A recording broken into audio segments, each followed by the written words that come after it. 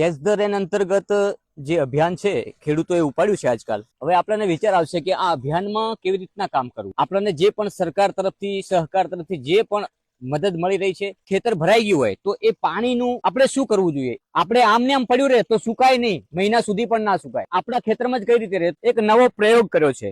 વોસ્પેપ જે મોટી પાઇપ આવે છે પ્લાસ્ટિકની, એ છે, આજુબાજુમાં કપસી નાખવામાં આવી છે. અહીંથી જે પાણી આવે છે ને એ રિફાઇન થઈ અને આની અંદર જોઈ રહ્યા છો આ પાણી જે ખેતરનું છે એ ખેતરનું પાણી આમાં પડી રહ્યું છે.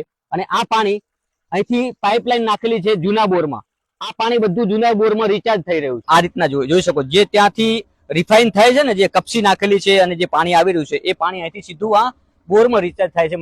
પણ આ કરવાથી પાણીની કોલમાં નાખવી પડતી નથી. એ મોટો ફાયદો જ છે. જેટલું પાણી ઉપાડો ને એને કરતી પાણી આપતો વધારે જરૂર છે, તો જ આવવાવાળી પેઢીઓ બચશે. જળ એ જીવન જ છે. હમણાં તમને જે પાણી કઈ રીતે અહીંયા બોર રિચાર્જ થાય છે એના તમામ દ્રશ્યો બતાવ્યા, ખેડૂત સાથે વાત પણ કરી. આખું ખેતર ભરાયેલું હતું. 100% પાણી આ જવાબદારી ઉપાડશે ને ખેડૂતો પાણી વિશેની, તો મને લાગે છે કે 2 વર્ષમાં આપણું પાણી આપણને પાછું મળશે.